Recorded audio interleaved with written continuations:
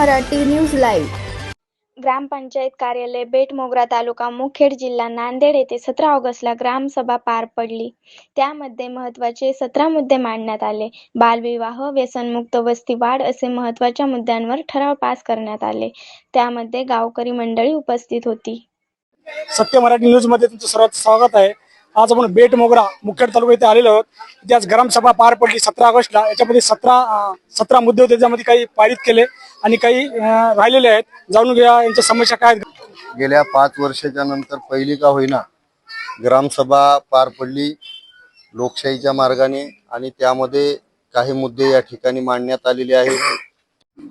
मी ग्रामपंचायत अधिकारी, ग्रामपंचायत कार्यालय बेटमोगरा, आज 17/8/2026 रोजी या ठिकाणी ग्रामसभा संपन्न झालेली आहे। ग्रामसभेचे 17 विषय या ठिकाणी होते। सर्व विषयाचे वाचन व सर्व विषयावर चर्चा करण्यात येऊन वेगवेगळे ठराव घेण्यात आलेले आहेत व काही मोठे चांगले निर्णय या सभेमध्ये झालेले आहेत।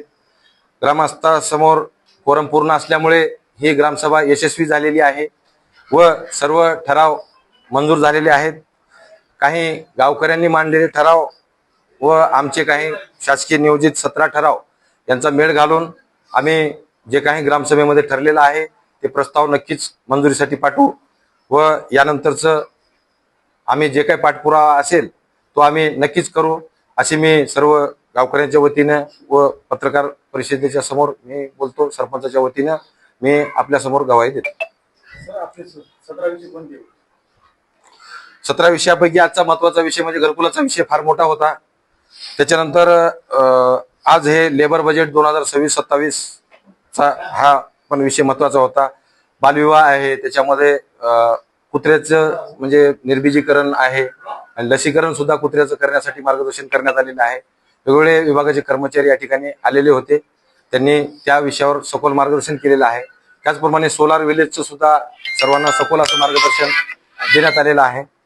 सोलार विलेज संदर्भात सबसिडीच्या ज्या योजना आहेत ते लाईनमॅन साहेबांनी आपल्या सर्वांना सांगितलेले आहे।